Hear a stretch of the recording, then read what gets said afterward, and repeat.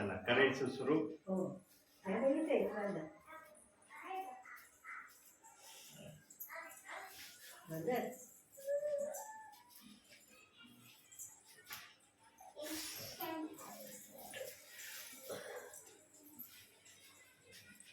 Praise the Lord. प्रभूच्या नावाला मी धन्यवाद देतो की देव बाप्पाने ही सुंदरची वेळ आपल्याला दिली आहे. फार दिवसानंतर देव बाप्पाला तुमची आठवण झाली. फार दिवसानंतर देव बाप्पाने तुमची भेट घेण्यासाठी मला संध्याकाळी दाखवलं आणि जसं जसं देव बाप्पाने दाखवलं मला, दाखवल्याबरोबर मी लगेच मी सेवेसाठी निघालो. प्रियांनो, सेवा देवाची आहे, सेवा सेवकाची नाही. सेवा जर सेवकाची असती ना तर तो कधी पण सेवेला निघाला असता. त्याला बंधन नाहीये, कारण जो फुल टाइम सेवा करतो त्याला बंधन नाहीये. जो काम करून सेवा करतो त्यांना बंधन असतं, कारण पहिली जगाची चाकरी त्यांना करणं गरजेचं असतं, मग प्रभूची चाकरी करणं. परंतु ज्याला देव बाप्पाने फुल टाइम सेवेसाठी पाचारण केलेलं आहे त्याच्याजवळ वेळेची कमी नाही. परंतु देवाच्या सांगण्याप्रमाणे देवाचा सेवक सेवेला बाहेर निघतो.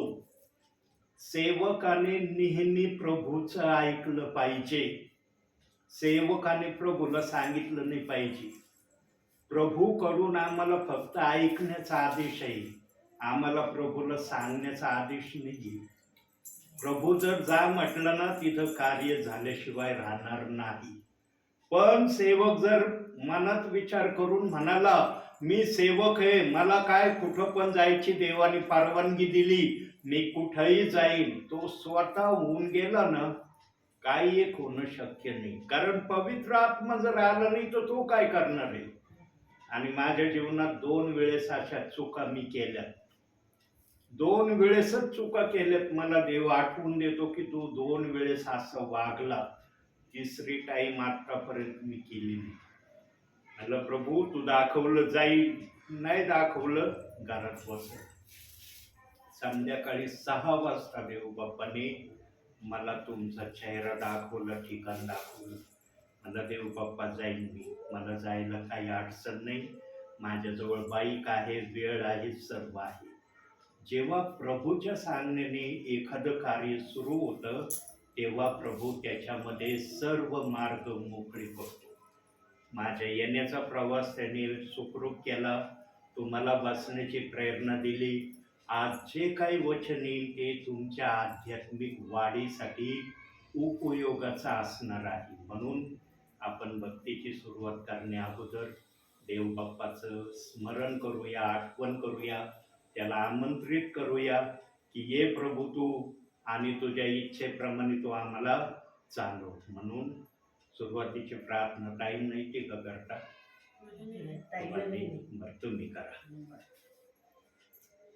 Hallelujah hallelujah hallelujah. स्तुतीस पात्र बाहेर सगळे माझ्या जिवंत परमेश्वरा, पृथ्वीच्या निर्माण करता परमेश्वरा, प्रभू परमेश्वरा, तू दिवसभर आम्हाला सांभाळास आणि आजचा दिवस दाखवलास म्हणून तुला लाखो करोडो धन्यवाद देते परमेश्वरा. परमेश्वरा, तू पास्टरांना आमच्यात आणलंस म्हणून तुला लाखो करोडो धन्यवाद देते परमेश्वरा. प्रभू परमेश्वरा, तू महान आहेस, तुला कोणतीही गोष्ट अशक्य नाही परमेश्वरा.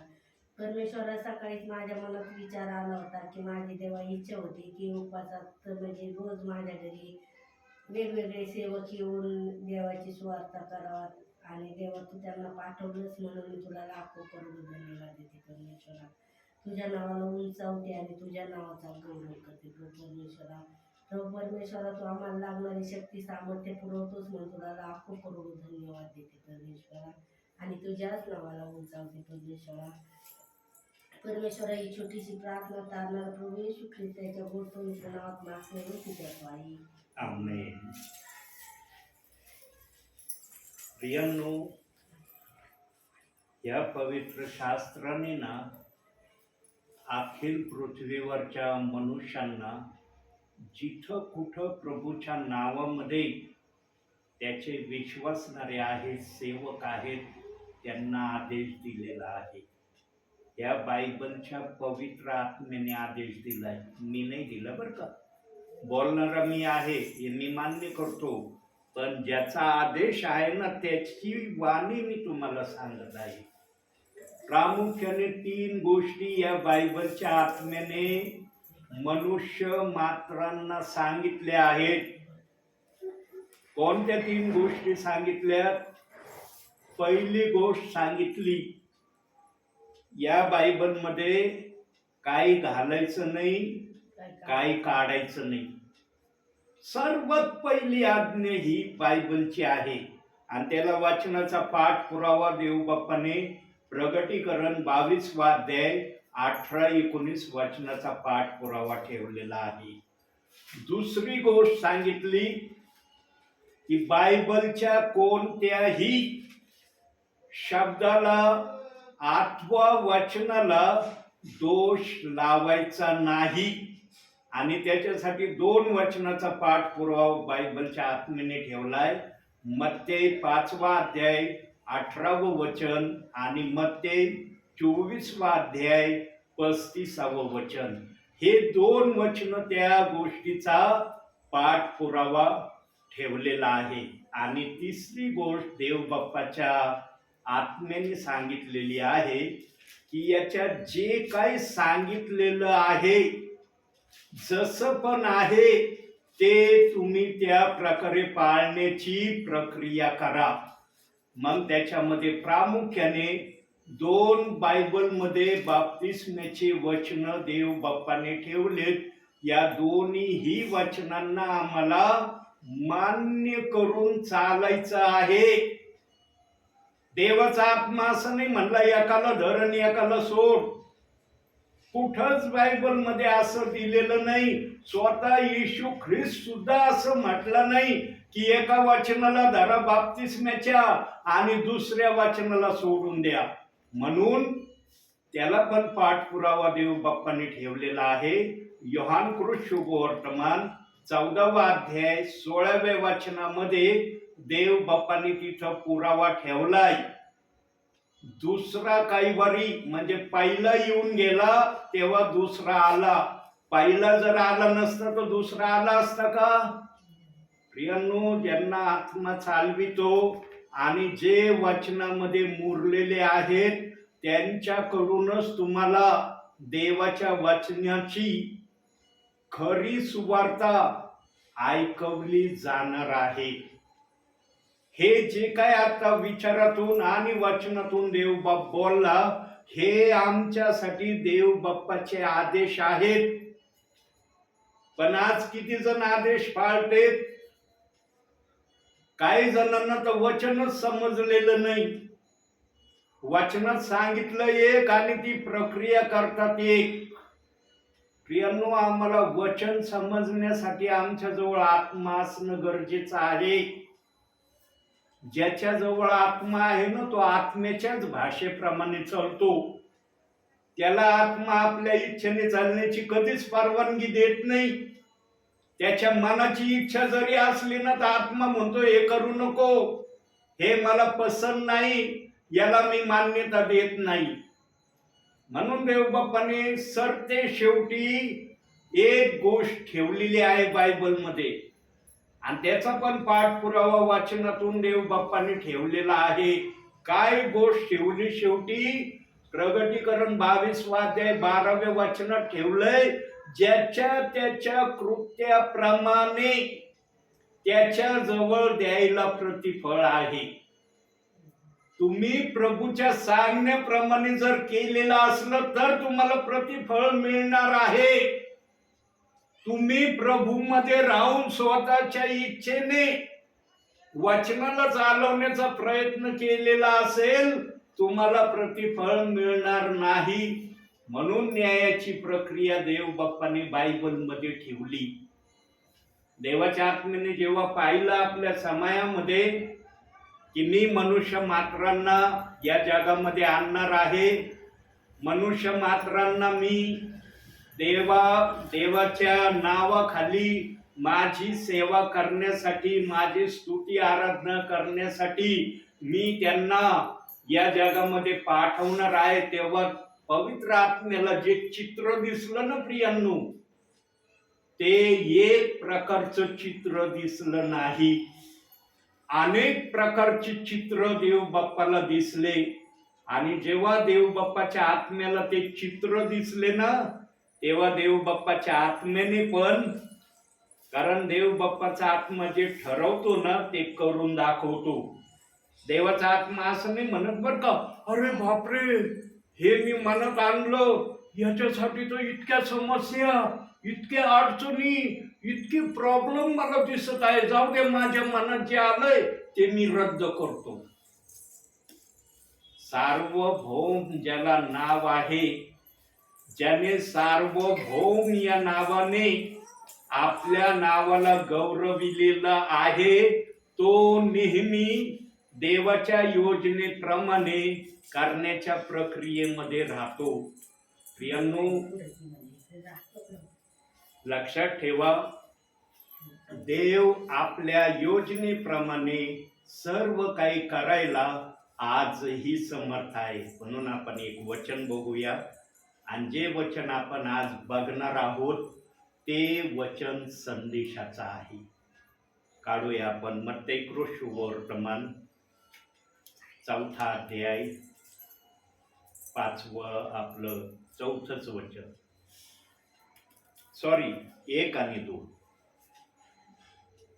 तेव्हा सैतानाकडून येशूची परीक्षा व्हावी म्हणून आत्म्याने त्याला अरण्यात नेले. मग त्याने 40 दिवस व 40 रात्र उपवास केला. त्यानंतर त्याला भूक लागली.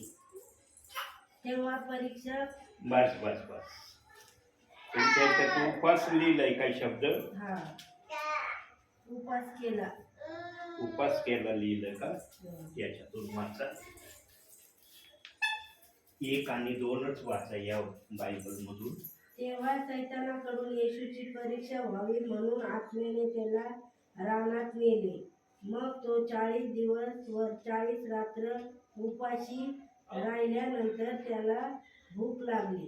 बस, माझ्या बायबल मध्ये काय लिहिलंय? ओवीच्या भाषांतरामध्ये उपाशी राहिल्यानंतर, इथं उपासनी शब्द दिलेला.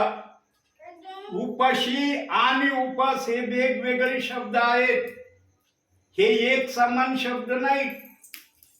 उपाशी राहणं आणि उपास धरणं या 2 प्रक्रिया आहेत. आता या भाषांतरामध्ये उपास हा शब्द लिहिला म्हणून सर्व जणांना वाटतं की येशू ख्रिस्ताने अरण्यामध्ये 40 दिवस 40 रात्र उपास धरला आणि त्या उपासामध्ये येशू ख्रिस्ताने आपल्या स्वर्गीय बापाची स्तुती आराधना केली, त्याला गौरव दिला, त्याला महिमा दिला, त्याच्या नावाला उंच केलं. प्रियांनो, येशूला जर उपासच धरायचा असतं, त्याला काय अरण्याशिवाय दुसऱ्या ठिकाणी उपास धरायला जागा नव्हती का? त्याला अरण्यात जाणंच गरजेचं होतं का उपास धरण्यासाठी? आणि परीक्षकाने येशूला अरण्यात नेलं असं वचन सांगतं. येशू ख्रिस्त स्वतःहून अरण्यात गेला नाही. पहिल्या वचनात जे सांगितलंय की त्याची परीक्षा व्हावी म्हणून आत्म्याने त्याला अरण्यात नेलं, म्हणजे सैतानाने जबरदस्ती येशू ख्रिस्ताला अरण्यात नेलं. का नेला असं सैतानाने जबरदस्ती अरण्यात येशू ख्रिस्ताला? कारण सैतानाला हे कळून चुकलं होतं. काय कळलं होतं सैतानाला? की मी जे पाप एदेन बागेत आदामाकडून आणलेलं आहे, त्या पापाला नष्ट करण्यासाठी हा प्रभू येशू ख्रिस्त आलेला आहे.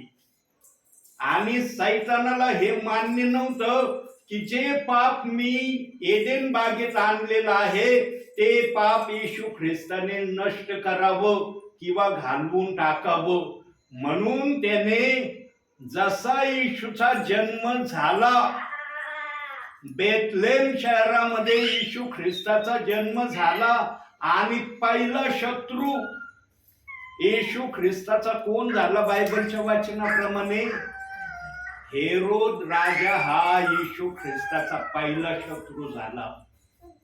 मागील लोकांबरोबर त्याची जेव्हा वार्तालाप झाली आणि मागील लोकांनी जेव्हा हेरोद राजाला सांगितलं की आम्ही पूर्वेकडे तारा बघितला आहे आणि तो तारा आम्हाला जसं चालवित आहे तसे आम्ही चालत आलेलो आहोत आणि आम्ही एका पुत्राला भेटण्यासाठी चाललो.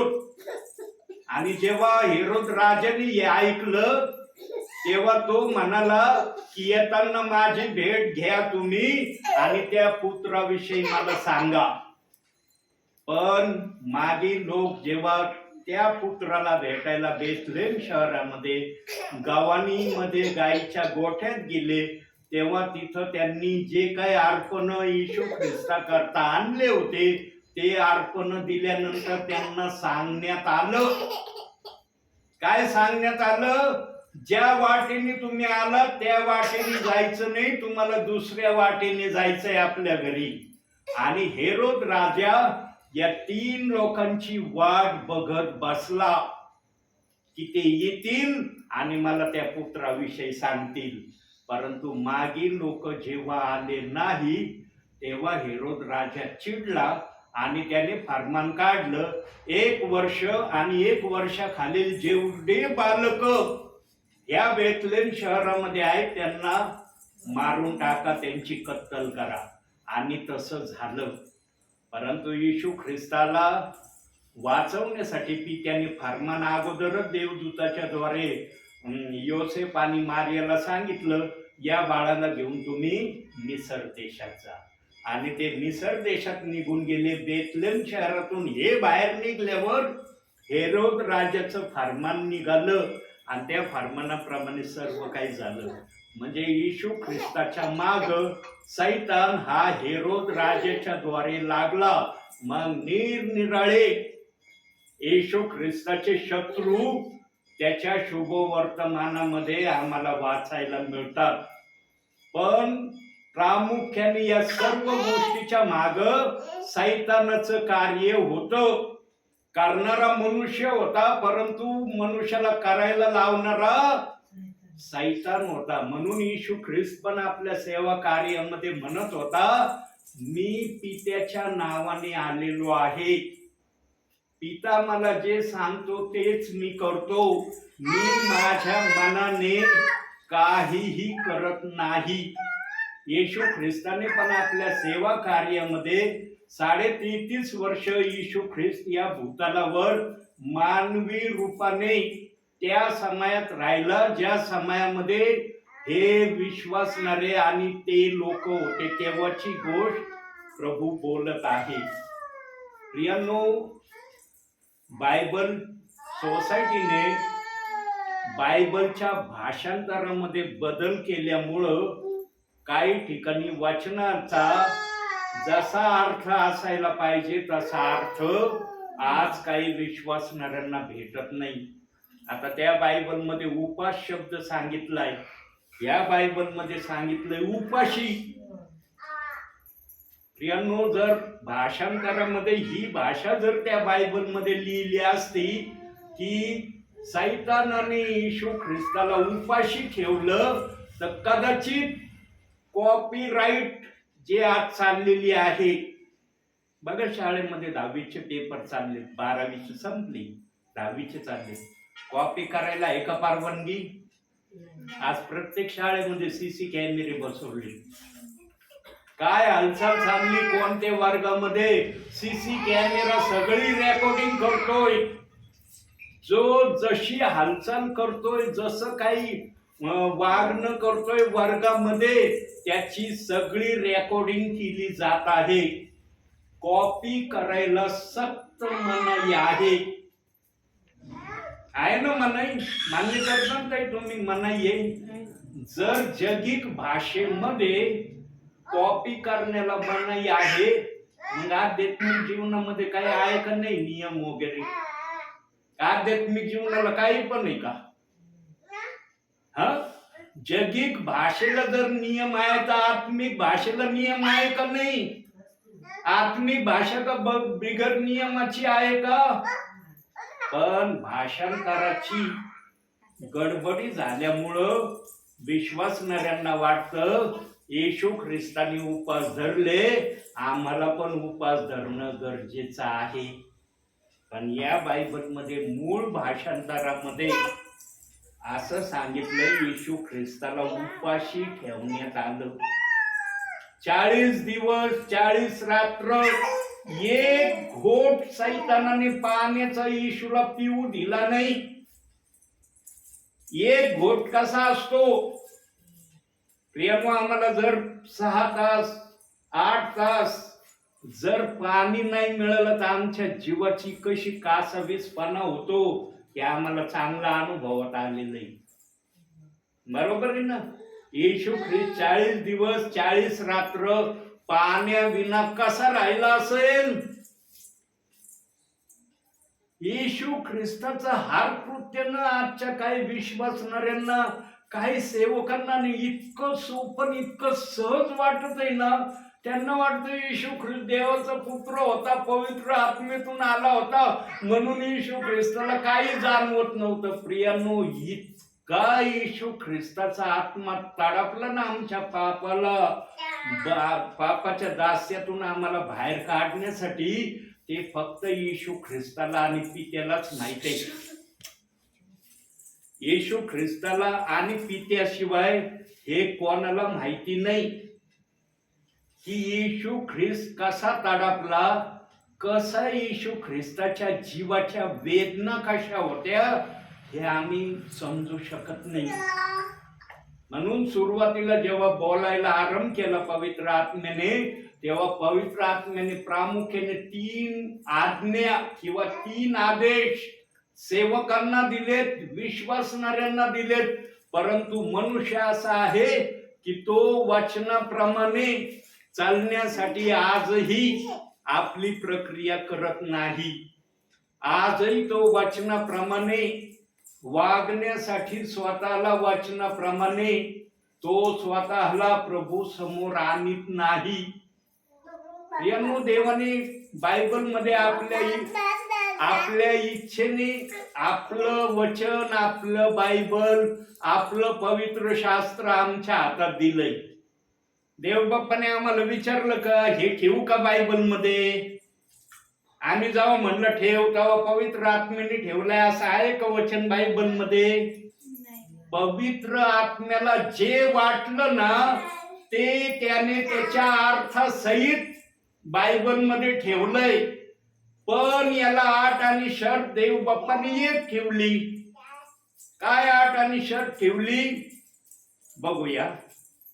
प्रेषितांची कृत्य जर विचार येत आहे तर त्याला वचनाचाही पाठपुरावा आपण बघत जाऊ. पहिला अध्याय 8वं वचन.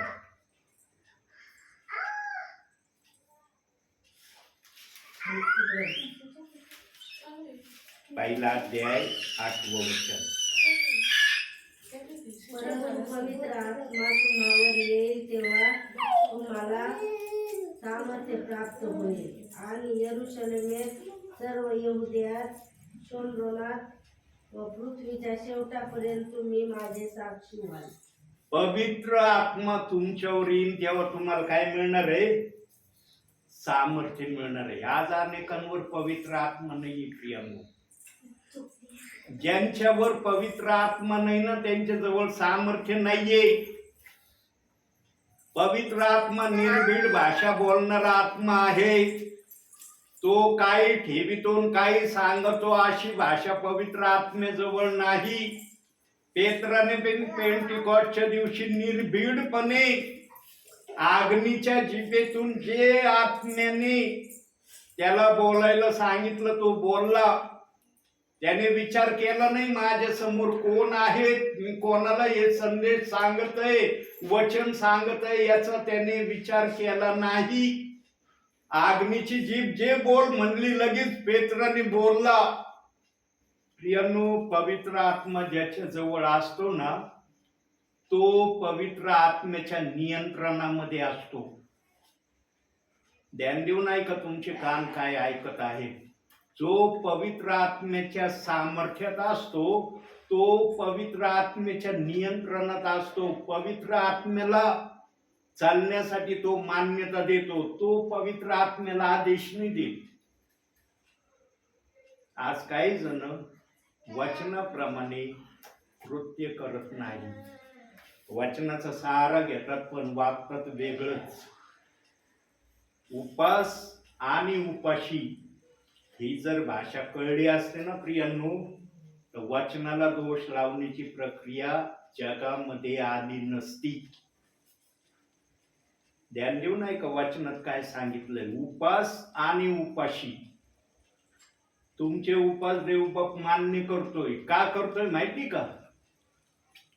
देवबाप 40 दिवसाचे उपास आज अखिल जगातले विश्वासणारे सेवक धरत आहे, मान्य करतो. का करतोय? कारण देवबाप जाणतो हे उपास माझ्या नावाने धरले. उपास तुम्ही तुमच्या नावाने धरलेत का? तुम्हाला म्हणता येतं का मी माझ्या नावाने उपास धरलाय? कोणाचं तरी नाव आहे ना पुढं, म्हणून देवबाप्पाने ही प्रक्रिया आजपर्यंत चालू दिलेली आहे. या प्रक्रियेला मनुष्याने जगात आणलं ना, देव बाप्पाच्या आत्म्याने या प्रक्रियेचा विरोध केलेला नाही. कारण देवाचा आत्मा समजतो माझे विश्वासणारे, माझे सेवक माझ्या नावाला उंच करण्यासाठी उपास धरत आहेत. बघा ते येशूचे उपास धरणं आणि तुमचे उपास धरण्यामध्ये किती अंतर आहे. येशू ख्रिस्त 40 दिवस 40 रात्र पाण्याविना उपाशी राहिला. तुमचा उपास कसा आहे? सकाळपासून संध्याकाळपर्यंत तुम्ही चहा घेत असताल किंवा पाणी घेत असताल, संध्याकाळी तुम्ही उपास सोडून देता, आहे का ते? तुमचा एकसारखा आहे का निरंकार उपास 40 दिवसाचा? येशू ख्रिस्ताचा उपाशी राहणं पाण्याविना होतं. सैतानाने पाणी दिलं नाही त्याला अरण्यामध्ये. येशू ख्रिस्ताला 40 दिवसामध्ये ताण लागले असन का नसन? तो जर आमच्यासारखा देहाने आलेला होता तर त्याला पण मानवी देहाच्या वेदना जाणवल्या असतील का नसतील? ते बायबल मध्ये लिहिलं नाही. म्हणून योहान 21:25 वचनात सांगितलंय, या बायबलच्या काही गोष्टी देवाच्या आत्म्याने गुप्त ठेवल्यात, त्या सांगितल्या नाही. आणि त्या जर सांगितल्या असतं ना, देवाचा आत्मा म्हणतो या जगामध्ये बायबल इतकं मोठं आलं असतं की जगात मावलं नसतं. म्हणून बऱ्याचशा गोष्टी बायबलच्या आत्म्याने गुप्त ठेवल्यात, त्या सांगितल्या नाही. त्या गोष्टींना त्याने वर्जता दिलेली आहे. त्या गोष्टीला त्याने लपवलेलं आहे. का लपवलंय? कारण मनुष्याला काही गोष्टीची माहिती मिळू नये ही देवाची योजना होती. प्रियांनो, आज तुम्ही भोळ्या बाबड्यापणाने जे काय उपास करत आहात ना देवाला, ते मान्य होत आहे. पण देवाचं सत्य देवबाप सांगितल्याशिवाय राहत नाही प्रियांनो. कारण देवाचं सत्य जर इथं देवबापने सांगणार, मग स्वर्गात सांगन का तुम्हाला? स्वर्गात जर सत्य सांगितलं काय उपयोग आहे का त्याचा? तुमचा आत्मा एकाचा तरी आत्मा म्हणन का नाही की पृथ्वीवर असताना देव बाप्पा तू सेवकाच्या द्वारे आम्हाला हे का कळवलं नाही? प्रियांनो, देवाची इच्छा ना कोणती गोष्ट सांगण्यामाग काही ना काही असतं. देवबाप असंच काही सांगत बसत नाही. मी इतक्या दूरून जर तुमच्यासाठी आलेलो आहे तर देवाने मला हे सांगितलं म्हणून आलो. किती लांब आहे तुमच्या घरापासून माझं घर? कितीतरी लांब आहे प्रियांनो. जवळपास 20-22 किलोमीटर या ठिकाणापासून माझं घर आहे. पण मी आलो प्रभूंनी दाखवल्यावर. मी म्हणलं नाही प्रभू संध्याकाळची 6 वाजण्याची वेळ आहे आणि तू मला इतकं दूरचं ठिकाण दाखवलं, मी केव्हा जाणार तिथं? सेवा केव्हा होणार? सेवा करून मी घरी कधी येणार? देवाला हे सांगत बसलो का? विचारित बसलो का? मुळीच नाही. देव बाप्पाने दाखवलं, लगेच म्हणलं प्रभू मी जायला तयार आहे. सेवकाला ना दुसरे तिमोथेय 4:2 प्रमाणे सुवेळी अवेळी सेवक तयार असलेला दिसला पाहिजे. आणि देवाचा आत्मा त्याला सांगतो जो ऐकण्याच्या प्रक्रियेमध्ये आहे. देवाचा आत्मा कोणाला सांगत नाही. देवाच्या आत्म्याला कळतं कोण माझा आदेश पाळणार आहे. माझ्या आदेशाला किंतु परंतु कोण करणार नाही त्यांना देवाचा आत्मा कळवतो. ज्याने सगळं घडवलं ना त्याला माहितीये कोणाकडून कसं कार्य करून घ्यायचं. देव बाप्पाला सांगायची आवश्यकता नाही. देव बाप्पाला कळतं माझ्या दासाचा उपयोग मला कसा करून घ्यायचा आहे. उपासामध्ये तुम्ही अतिशय स्वतःला नम्र ठेवत आहात, चांगली गोष्ट आहे प्रियांनो. परंतु एक विचार सांगतो, मग आपण पुढच्या गोष्टीकडे देव बाप्पाला घेऊन जाईल. उपासामध्ये सर्वात पहिली प्रामुख्याने विनंती, आजचा 3रा दिवस 4था दिवस असेल उपासाचा, एक विनंती प्रामुख्याने उपासामध्ये देव बाप्पाला मागा किंवा सांगा. काय? देव बाप्पा बायबलमध्ये 2 बाप्तिस्म्याची वचनं ठेवले. एक बाप्तिस्मा घ्यायचा आदेश दिला. हे काय? हे कसं आहे तुझं बोलणं? 2 वचनं ठेवायचे आणि एक बाप्तिस्मा घ्यायचा, हे आम्हाला समजलेलं नाही. तू दोन्ही वचनं जर ठेवले तर दोन्ही वचनाला तू मान्यता दिलेली आहे. तू 2 वचनापैकी असं सांगितलेलं नाही एकाला धरा आणि एकाला सोडा. तुझ्या बायबलच्या वचनामध्ये कुठंच असं बाप्तिस्मेविषयी लिहिलेलं नाही की एकाला धरा आणि एकाला सोडा, असं लिहिलंच नाही. आणि येशू ख्रिस्तांनी पण वचनाचा पाठ पुराव्यानिशी सांगितलंय की दुसरा काही वार येईल आणि तो मज विषयी तुम्हाला शिकवील. म्हणजे पहिल्या काही वारीने जे सांगितलं ते पूर्ण नव्हतं म्हणून दुसरा काही वारी आला आणि त्यांनी पूर्ण सांगितलं. जे अपूर्ण होतं ते दुसऱ्या काही वारीने अग्नीच्या जिभेने पेत्राच्या मुखातून प्रगट केलं. प्रियांनो, देवाचं वचन देव बाप आपल्या इच्छेने सांगितल्याशिवाय राहणार नाही. आणि धन्य ते प्रियजन असणार आहेत ज्यांना हे सांगितलं जात आहेत, आणि धन्य ते प्रियजन आहेत जे हे ऐकत आहेत. प्रियांनो, देवाचं वचन इतका अनमोल वचन आहे. अनमोल मोती हे नाव आहे वचनाला प्रियांनो. म्हणून मत्त्याच्या अध्यायामध्ये सांगितलं की डुकरा पुढे तुम्ही आपले मोती टाकू नका. वाचतो ना आम्ही, देवाने आपल्या वचनाला मोती नाव दिलंय. मोती हे साधारण वचन नाहीये. पण आज विश्वासणाऱ्यांची सेवकांची अपेक्षा काय आहे? माझ्या मनासारखं वचन असलं ना वा वा, पण माझ्या मनासारखं बोलणार नसलं नाही नाही नाही नाही नाही नाही, हे मला नाही जमत, हे मला नाही पटत, हे मी करणार नाही, याच्याविषयी मी संतुष्ट नाही. देवाने ना आमच्याद्वारे त्याला संतुष्ट होण्याची इच्छा प्रगट केलेली बायबलमध्ये. देवाच्या आत्म्याने आपल्या मनाने विश्वासणाऱ्याला चालण्याची आजादी दिलेली नाही. पवित्र आत्म्याच्या नियंत्रणामध्ये चालण्याचा आदेश देवाच्या सेवकाला देव बाप्पांनी दिलेला आहे, विश्वासणाऱ्याला दिलेला आहे. आम्ही कोणाच्या तरी नियंत्रणामध्ये आहो याची जाणीव सर्वांनी ठेवली पाहिजे. आज काही जणांना जाणीव नाही बरं का, जाणीव नाही आज काही जणांना. त्यांना तर काय वाटतं ते त्यांनाच माहित असेल. प्रियांनो, आम्ही नेहमी कोणाच्या तरी नियंत्रणामध्ये राहिलं पाहिजे. आणि जो नियंत्रणामध्ये राहतो तोच ऐकतो. जो नियंत्रणामध्ये राहत नाही ना त्याला ऐकायची इच्छा राहत नाही. तो ऐकण्याच्या प्रक्रियेमध्ये उतरत नाही. का उतरत नाही? कारण त्याला माहित असतं की मला माझ्या मनाने चालण्याची इच्छा आहे. प्रियांनो, नेहमी देवाची इच्छा पूर्ण करण्याची अपेक्षा आपल्या जीवनात ठेवा. आणखी एक वचन बघू. एक 5 मिनिटं त्या वचनावर आपण बघूया, काढूया. 2 तिमोथेय 3 अध्याय 12वं वचन. थोडा वेळ या वचनातून आपण बघू, मग प्रार्थना करू. 3 अध्याय 12वं वचन.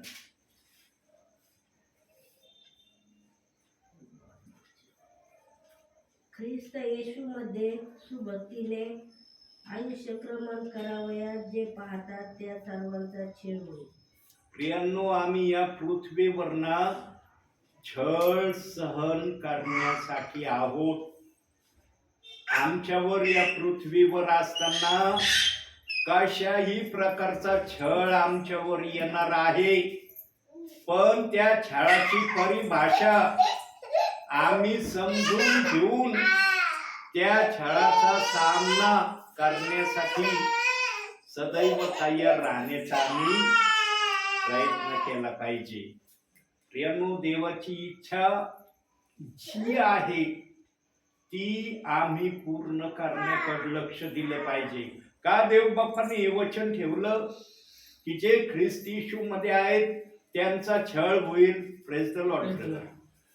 कारण प्रियांनो, देव बाप्पाला माहित होतं येशू ख्रिस्त जगात आला, येशू ख्रिस्ताचा छळ झाला का नाही?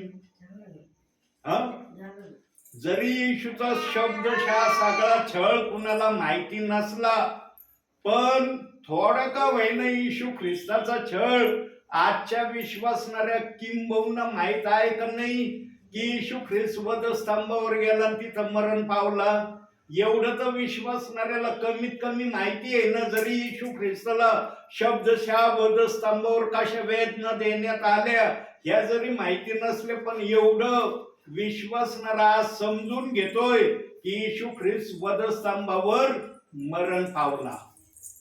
बरोबर प्रियांनो, जो येशू ख्रिस्त या भूतलावर इतक्या वेदनांना सहन करण्यासाठी त्याने कधी माघार घेतली नाही, मग आम्ही चुटपूक ज्या छळाचा आम्हाला सामना करण्याची वेळ येणार आहे त्या छळाचा आम्ही सामना केला पाहिजे का नाही?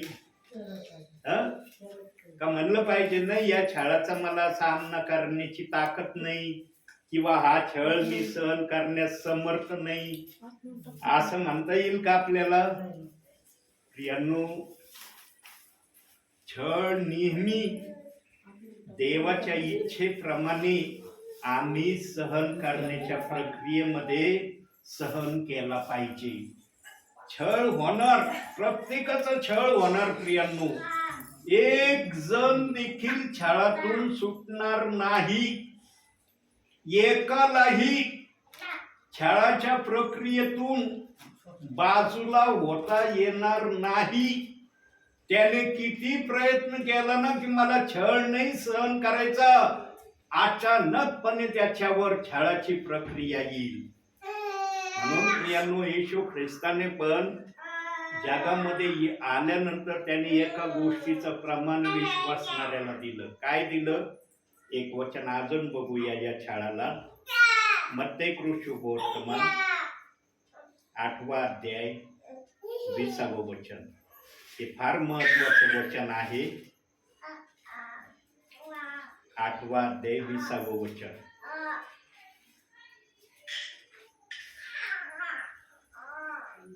येशू त्याला म्हणाला, ठोकरास बिळे व आकाशातील पाखरात पोटी आहे, परंतु मनुष्याच्या पुत्राला डोके टेकावयास ठिकाण नाही. काय म्हणला येशू? ठोकरास बिळे आहे, पक्षास घरटे आहे, परंतु मनुष्याच्या पुत्राला डोकं टेकवण्यास जागा नाही. ही अवस्था आमच्या तारणाऱ्याची या जगामध्ये होती. आज आमची अवस्था देवबाप्पाने ठेवली का अशी? म्हणता येईल का आमची अवस्था अशी आहे? येशू ख्रिस्ताची ती अवस्था आम्ही वाचली वचनातून. देवबाप्पाने आम्हाला राहण्यासाठी सुंदर ठिकाणं दिलेत का नाही? जागा आहे का नाही विपुल? येशू ख्रिस्ताला प्रार्थना करायला जागा नव्हती म्हणून तो डोंगरावर जायचा प्रार्थना करायला. येशू ख्रिस्ताला मोहल्ल्यामध्ये प्रार्थना करायला जागा नव्हती म्हणून तो एकांत्य स्थळी डोंगरावर जायचा पाठ पाठ आणि देव बाप्पाला तो आपल्या विनंत्या सादर करायच्या. येशू ख्रिस्ताने आपल्या सेवा कार्यामध्ये एकदा देव बाप्पाला ज्या विनंत्या सादर केल्या म्हणजे देव बाप्पाकडे येशू ख्रिस्ताने एकदाच प्रार्थना केली असं त्याचा अर्थ नाही. पण त्याच्या मनामध्ये जे होतं ना, जे त्याच्या मनात होतं ते त्याने योहान 17व्या अध्यायामध्ये थोडक्यात सांगितलंय आणि त्या अध्यायाला नाव हेडिंग दिलेलंय येशूची प्रार्थना. या हेडिंगनी त्या अध्यायाची वचनाची सुरुवात आहे. मग येशू ख्रिस्ताने त्या ठिकाणी आपल्या पित्याला काही विनंत्या सादर केल्या आहेत. एवढेच विनंत्यांचं उल्लेख येशू ख्रिस्ताच्या प्रार्थनेमध्ये अख्ख्या बायबलमध्ये आहे. बाकी येशू ख्रिस्त रोज पहाट जायचा, पित्याची आराधना प्रार्थना करायचा, त्याचं वर्णन दिलेलं नाही. कारण बायबलच्या आत्म्याने बऱ्याचशा गोष्टी गुप्त राखून ठेवल्या, त्या प्रगट केल्या नाही. का नाही केल्या? जिथं देवाच्या आत्म्याला योग्य वाटलं नाही तिथं त्या प्रगट करण्यात आल्या नाही. जे योग्य वाटलं ते प्रगट करण्यात आलंय आणि ते आम्हाला पाळायला सांगितलंय. ते केवळ ऐकायला सांगितलं नाही, वाचायला सांगितलं नाही, त्याप्रमाणे करायला सांगितलंय. आणि निरनिराळ्या माध्यमातून देव बाप्पाने आपल्या वचनाची पूर्तता व्हावी म्हणून वेगवेगळ्या प्रकारे त्याची इच्छा पूर्ण होण्यासाठी वचन पण बायबलमध्ये ठेवले. निरनिराळ्या माध्यमातून त्याने आपलं वचन, आपली इच्छा पूर्ण होण्याच्या प्रक्रियेला वचनातून दाखवलं आहे. जुन्या करारातूनही दाखवलंय, नवीन करारातूनही दाखवलंय. पण जुन्या करारामध्ये अर्पण आणण्याची प्रथा होती किंवा अर्पण आणण्याची रीत होती. नवीन करारामध्ये येशू ख्रिस्ताने अर्पण आणण्याचं बंद केलं. जे काय आम्ही पाप करतो त्याचा पश्चाताप करणं हे येशू ख्रिस्ताने नवीन करारात आणलं. पाप जुन्या करारातही होतं, पाप नवीन करारातही आहे. परंतु पापाला कसं मिटवायचं किंवा पाप कसं घालवायचं जुन्या करारात वेगळ्या पद्धतीने सांगितलंय, नवीन करारात वेगळ्या पद्धतीने सांगितलंय. प्रियांनो, सैतानाने फक्त देवाची इच्छा भंग करण्याची जी इच्छा मनामध्ये ठेवली, आजपर्यंत सैतानाची इच्छा देव बाप्पाने पूर्ण नाही होऊ दिली. त्याची इच्छा आजपर्यंत भंगच होत चाललेली. पण तो सैतान असा प्राणी आहे, हारलेला आहे तरी हार मानायला तयार नाही. तो माझी हार झाली हे कबूल करायला तयार नाही. वधस्तंभावर येशू ख्रिस्ताच्या मरणाने तो हारलेला आहे तरी तो हार मानित नाही. चालले ना जगामध्ये, आज आम्ही जगामध्ये वावरत असताना कसे कसे अडखळणं सैतान आमच्या समोर आणतोय का नाही? कोणता विश्वासणारा सेवक म्हणू शकतो का की सैतान अडखळण आणत नाही? अहो, स्वतः पाऊल आपल्या पत्रामध्ये म्हणतो, मी तुमच्याकडे प्रार्थनेला येणार होतो पण सैतानाने मला अडवलं म्हणून मला तुमच्याकडे येता आलं नाही. करंथीकराच्या पत्रामध्ये पाऊल स्वतः बोलतोय. प्रियांनो, हा कनिष्ठ प्रेषित नावाचा पाऊल स्वतः बोलत आहे. जे बायबल वाचतात त्यांना ही भाषा कळत असन की बोलणारा दास खरं बोलत आहे. म्हणून आम्ही रोज बायबल वाचलं पाहिजे. प्रियांनो, कमीत कमी एक अध्याय तर आम्ही वाचला पाहिजे. एक अध्याय वाचण्याला आम्हाला काही एक अडचण हरकत येता कामा नाही. आम्ही जर वचन वाचित नाही प्रियांनो, आम्ही देवाच्या योजनेला समजून घेत नाही, मग आमच्या ख्रिस्ती जीवनाला काय अर्थ आहे सांगा. देवाची इच्छा जर आम्ही आमच्या जीवनातून पूर्ण करत नाही किंवा करण्याच्या प्रयत्नात आम्ही स्वतःला देवासमोर आणत नाही, आमच्या ख्रिस्ती जीवनाला अर्थ आहे का? देवाने पवित्र शास्त्रानं विशेष कारणासाठी आम्हाला दिलंय, असंच दिलं नाही. याच्यात जे सांगितलंय ना त्याप्रमाणे करण्याचा आदेश आहे आम्हाला. याच्यात जे सांगितलंय ना त्याच्या विरोधात चालण्याचा आदेश नाही आम्हाला. आज एका वचनाला खुलेआम दोष लावित आहेत, काही बोलत आहेत, काही त्या वचनाची थट्टा करत आहे. तुम्ही लिहिलंय का ते? तुम्हाला कुठून अधिकार मिळाला त्या वचनाला काही बोलण्याचा? काही बोलत राहते त्या वचन विरुद्ध. का तर पेत्र बोलला. पेत्र कोणाचा होता? देवाचा नव्हता, मग कुणाचा होता तो? तुम्ही आज विश्वास ठेवला देवाच्या आत म्हणूनच ठेवलाय ना.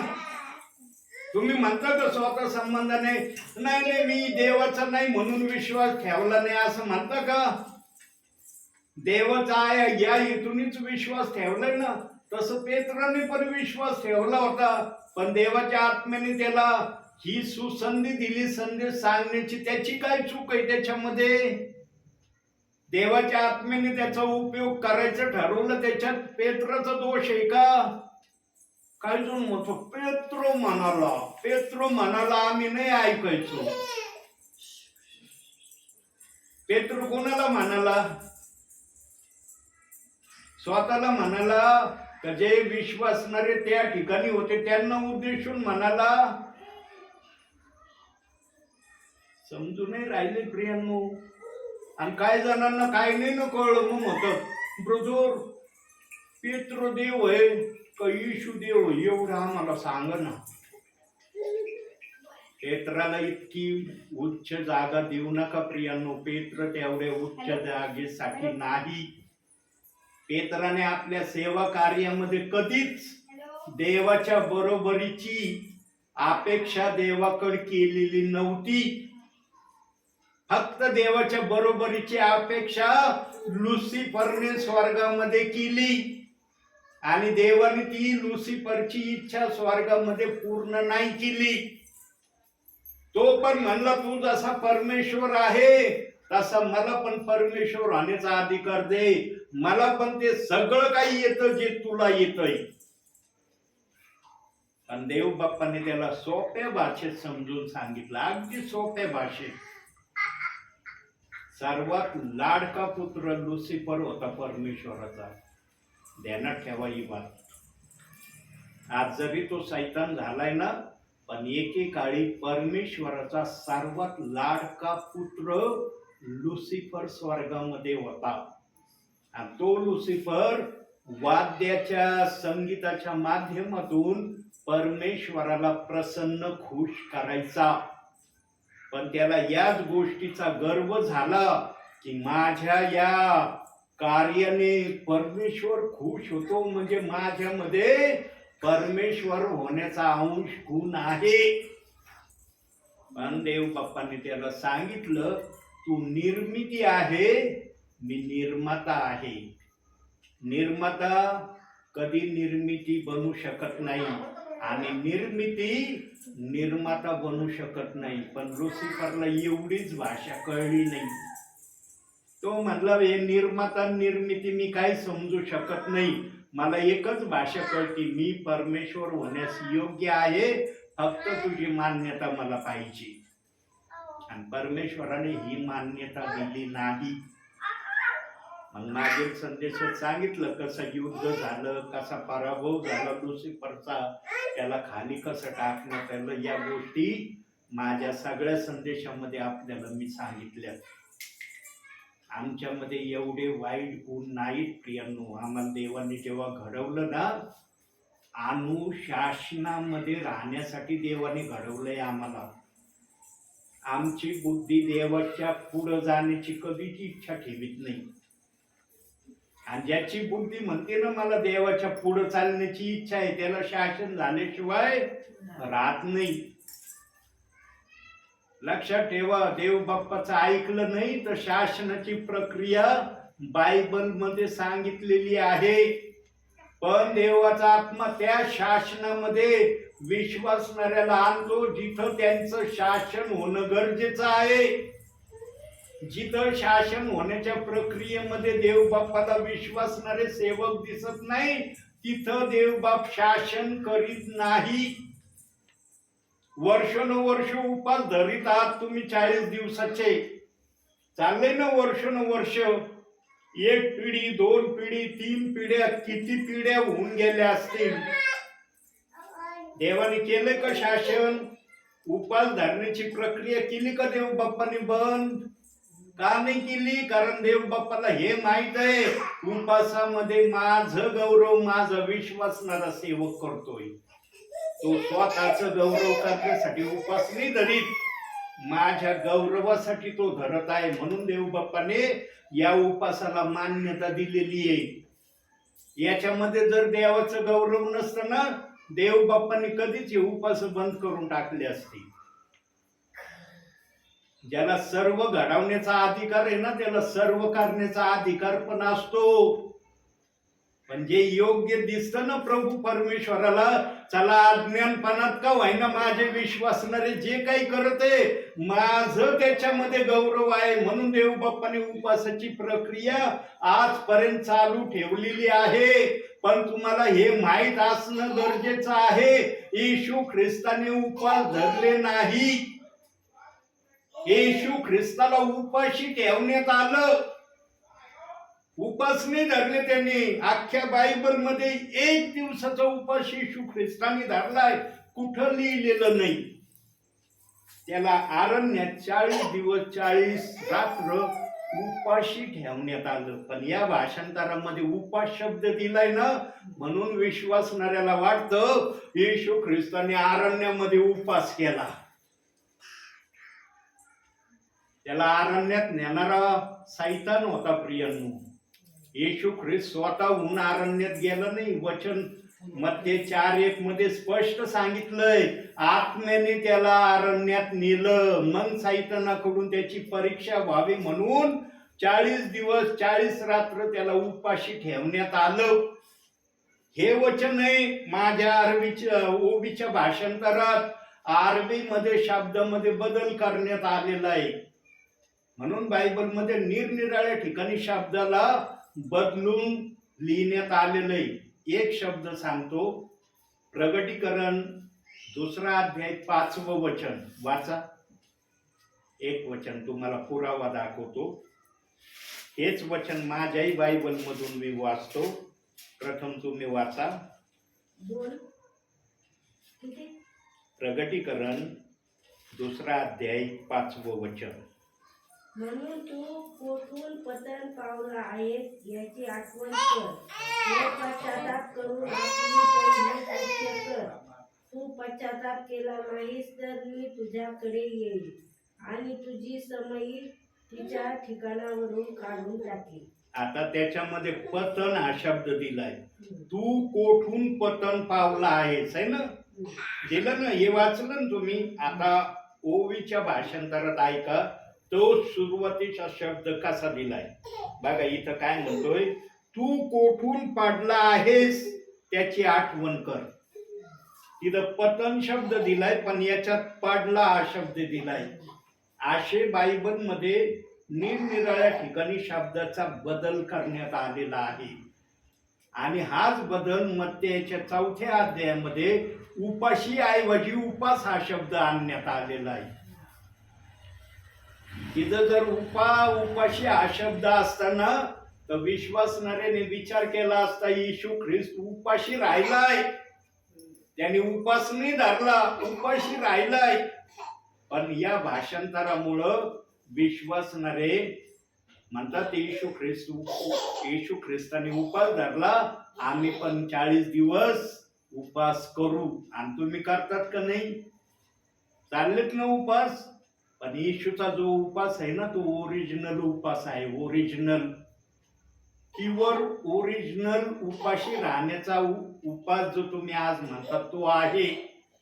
तुमचा उपास तसा नाही, तुमचा उपास सकाळपासून संध्याकाळपर्यंत आहे. संध्याकाळी सोडला जातो, दुसऱ्या दिवशी परत धरला जातो, आहे का नाही? तुमचा उपास असा चाललाय ना. येशू ख्रिस्ताचा असा नव्हता. येशू ख्रिस्त एक सारखा 40 दिवस 40 रात्र उपाशी होता, जे तुमच्या बायबलमध्ये उपाशी या शब्दाने दाखवण्यात आलंय. यांनो, अज्ञानपणात जे काय होतं ना, हे देवबाप डोळे झाक करीतो किंवा काना डोळा करतो त्याच्याकडे, किंवा त्याच्याकडे लक्ष देत नाही. का नाही देत? कारण येशू ख्रिस्त जाणतो हे उपास जे धरत आहेत माझ्या गौरवासाठी धरत आहे. सांगा, तुम्ही प्रार्थना करता का नाही उपास धरल्यावर? तुम्ही म्हणता का नाही उपास धरलाय मी, मला प्रार्थना करायची गरज नाही, मला बायबल वाचायची गरज नाही, म्हणता का? दिवसातून एकदा का होईना तुम्ही बायबल वाचून प्रार्थना करता का नाही? जरी तुम्हाला 3 टाइम करणं शक्य नाही झालं, एकदा तर तुम्ही करत असताना उपास सोडण्या अगोदर. प्रियांनो, देवबाप याच्यात खुश होतोय, संतुष्ट होतोय. दानिएलाप्रमाणे जर दिवसातून 3 वेळेस उपासामध्ये बायबल वाचून प्रार्थना केली ना प्रियांनो, तुमची हर एक इच्छा देवबाप या 40 दिवसामध्ये पूर्ण करेल. काही इच्छा ठेवा देवासमोर, फक्त 3 वेळेस दानिएला सारखी, दानिएल 6वा अध्याय 10व्या वाचनाप्रमाणे दिवसातून 3 वेळेस बायबल वाचून प्रार्थना करा आणि तुमची इच्छा देव बाप्पाला कळवा. देव बाप 40 दिवसात त्याचं उत्तर तुम्हाला देईल. याचा अर्थ असा नाही की तुम्ही एक टाइम बायबल वाचून प्रार्थना करता याचं तुम्हाला उत्तर मिळत नाही. याचं पण देव बाप जिथं आवश्यक पडतं तिथं उत्तर दिल्याशिवाय राहत नाही. 3 वेळेस प्रार्थना करणं आणि 1 वेळेस प्रार्थना करणं याच्यामध्ये अंतर आहे. म्हणून शक्यतो तुम्ही उपासात आहात ना, चांगली गोष्ट आहे. 3 वेळेस दिवसातून बायबल वाचून प्रार्थना करण्याचा प्रयत्न करा. होईल तेवढा प्रयत्न करा. त्याच्यासाठी वेळ काढा.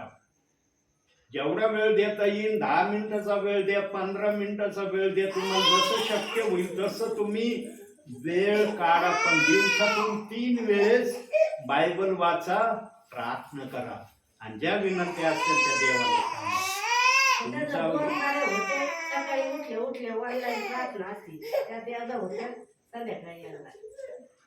आणखी एक ऍडजस्ट करण्याचा देवबापाकडे तशी प्रार्थना करा. कारण 3 वेळेस प्रार्थना करणं उपासामध्ये योग्य आहे. दानिएल दिवसातून 3 वेळेस करायचं ना, म्हणून आम्हाला दानिएलाचं ऐकून दानिएल 4 वेळेस प्रार्थना नव्हता करत, 3च वेळेस करत होता.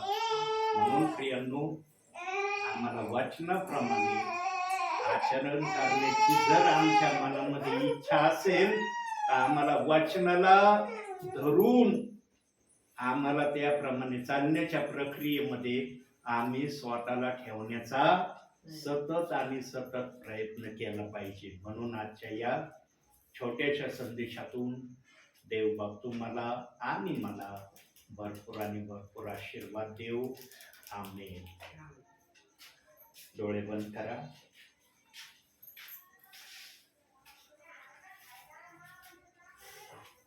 काही सेकंद आपण शांत राहू प्रियांनो. 3-4 सेकंद शांत राहू, मग आपण प्रार्थनेत जाऊ.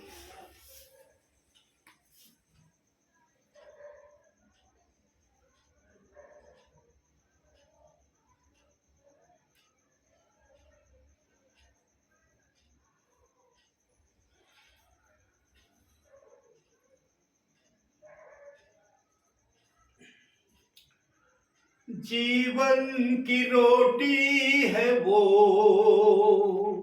जैसा ही उसने कहा, जीवन की ज्योति है वो, जग का उजाला भी है, जीवन की रोटी है वो, जैसा ही उसने कहा, जीवन की ज्योति है वो, जग का उजाला भी है, भूले और भटके थे हम, जाते तो जाते कहा, किसी ने बताया हमें, यीशु मसीह है यहाँ। भूले और भटके थे हम, जाते तो जाते कहा, किसी ने बताया हमें, यीशु मसीह है यहाँ। महिमा हो तेरी महिमा हो, महिमा हो तेरी महिमा हो, महिमा हो तेरी महिमा हो, महिमा हो तेरी महिमा हो. होय स्वर्गीच्या देवा, तू आजही पृथ्वीवरल्या विश्वासणाऱ्याकडून आपला गौरव, आपला सन्मान, आपली महिमा त्यांच्या मुखातून आजही तू करत आहे माझ्या बापा. कारण तू या भूतलावर मनुष्याला निर्माण करण्यामागं तुझा हाच हेतू आणि उद्देश होता की मनुष्याने 1000 वर्ष स्तुती आराधनेने तुला उंच करावं. परंतु आदाम या प्रक्रियेमध्ये पूर्ण उतरू शकला नाही. त्याने मध्येच तुझ्या विरुद्ध आज्ञाभंगाचं पाप करून स्वतःला स्तुती आराधनेपासून, ज्या स्तुती आराधनेमध्ये तो पाप करण्या अगोदर होता, त्या स्तुती आराधनेतून तो आज्ञाभंगानंतर निघाला. पण स्वर्गीच्या देवा, आजही तू ती स्तुती आराधना, जरी आज्ञाभंगाचं पाप आदामाने एदेन बागेत आणलं तरी तू आज स्तुती आराधनेच्या द्वारे मनुष्याकडून खुश आणि प्रसन्न होण्याची प्रक्रिया ठेवत आहे माझ्या बापा. परंतु तुला ज्या प्रकारे स्तुतीचा यज्ञ हवा आहे, तो स्तुतीचा यज्ञ तुला प्रगटीकरण 20:6 वचनाप्रमाणे आपल्या समयामध्ये जे प्रियजन या गोष्टीमध्ये येण्यासाठी योग्य असतील त्यांच्या मुखातून करण्याचं तू ठरवलेलं आहे. पण त्या अगोदर ही जी काही स्तुती आराधना आज पृथ्वीवर मनुष्य तुझ्या नावाने करतोय, याही स्तुती आराधनेला तू मान्यता देत आहे माझ्या बाबा. तुझी मान्यता आहे म्हणूनही चाललंय. तू जर मान्यता नाकारली असती ना, कुणीच तुझी स्तुती आराधना केली नसती माझ्या बापा. आजही मनुष्याच्या मुखातून तुला या यज्ञाला स्वीकारण्यामध्ये आनंद वाटत आहे. म्हणून स्वर्गीच्या देवा, आज ज्या परिवाराची तू भेट घेतलेली आहे, ज्या परिवारामध्ये तू आज आलेला आहे माझ्या बापा, स्वर्गीच्या देवा, या परिवाराला तू वर्षानुवर्ष आशीर्वाद देत आलेला आहे. आणि आज या परिवाराने स्वर्गीच्या देवा तुझ्या नावामध्ये जे आशीर्वाद शारीरिकरित्या प्राप्त केले आहेत त्याचे आम्ही साक्षीदार आहोत. आणि त्या जागेमध्ये आज आम्ही बसलेले सुद्धा आहोत माझ्या बापा.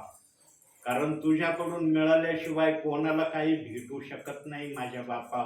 या परिवाराने जे पण तुझं नाव उंच करण्यासाठी परिश्रम घेतलेत, त्याचा मोबदला तू त्यांना या पृथ्वीवरच शारीरिक आशीर्वादाने देऊन त्यांचं समाधान केलेलं आहे. स्वर्गीच्या देवा, जसं शारीरिक आशीर्वाद मिळवण्याची आवश्यकता आहे, तसंच आत्मिकही आशीर्वाद किंवा आत्मिक धन जमा करण्याची आवश्यकता आहे. हे तू बायबलमध्ये आम्हाला शिकवलेलं आहे. स्वर्गीच्या देवा, या परिवाराला शारीरिक आणि आत्मिक दोही आशीर्वाद देऊन तू सदैव तृप्त करत राहा. आणि या परिवारामध्ये, या परिवाराच्या द्वारे या गावामध्ये तू सतत आणि सतत उंच होत राहा, अशी मी तुला प्रार्थना करतो. या परिवारातले सर्व लहान प्रियजन तुझ्या कृपेच्या हातात देतो माझ्या बापा. आमच्या दुसऱ्या ताई पण बसलेल्या आहेत माझ्या बापा, त्यांच्याही परिवाराला हेच आशीर्वाद दे माझ्या बापा, जे आशीर्वाद या परिवारासाठी तुझा सेवक तुझ्या समोर सादर करत आहे. या दोही परिवाराच्या द्वारे तू आणि तू उंचावला गौरवीला जा, अशी मी तुला विनंती करतो. आपल्या दासाला आज सेवा करण्यासाठी या ठिकाणी तू घेऊन आला, यासाठी धन्यवाद. आजचं जे वचन आलं माझ्या बापा, त्या वचनासाठी आम्ही तुझे आभार आणि उपकार मानतो माझ्या बापा. खरंच माझ्या बापा, तुझ्या मनामध्ये जे आहे ते तू सांगितल्याशिवाय राहत नाही माझ्या बापा. पेंटिकॉस्टच्या दिवशी पण तुझ्या आत्म्याच्या मनात जे होतं ते पेत्राच्या द्वारे तू त्या समयातल्या विश्वासणाऱ्यांना, त्या लोकांना तो संदेश रूपाने पेत्राच्या मुखातून कळवलं माझ्या बापा. आजही तू मनुष्य मात्र करून तुझी स्तुती आराधना करून घेण्याची जी योजना इच्छा आहे, त्या इच्छेला तू आजही चालू ठेवलेला आहे, याचं प्रमाण आम्हाला दिसत आहे. पण ते वेगवेगळ्या मार्गातून आम्हाला ते समजून तू सांगत आहे. प्रभू, आम्हाला नेहमी तुझ्या नियंत्रणामध्ये, तुझ्या आखणीमध्ये तू ठेव आणि तुझं गौरव आमच्याकडून होऊ दे, अशी आम्ही तुला प्रार्थना करतो. येथपर्यंत तू आम्हाला सहाय्य केलं, यासाठी धन्यवाद. मान सन्मान गौरव सर्व माझ्या बापा मी तुला देतो. धन्य तारणारा प्रभू येशू ख्रिस्त याच्या प्रिय आणि गोड नावानं मागतो, म्हणून तू ऐक माझ्या बापा. आमेन. हे आमच्या स्वर्गातील बापा, तुझे नाव पवित्र मानले जाओ, तुझे राज्य येऊ, जसे स्वर्गात तसे पृथ्वीवरही तुझ्या इच्छेप्रमाणे हो.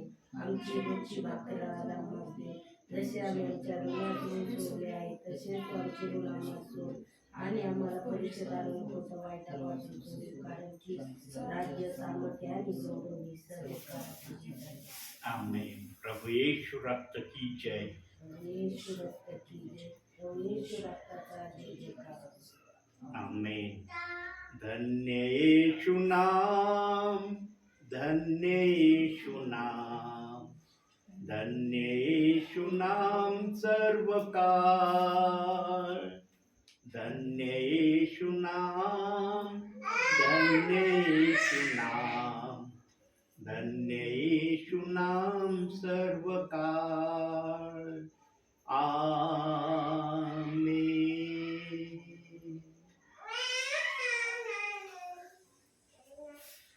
आता बंद कर. हे दाखव, स्टिक दाखव. तसंच दे.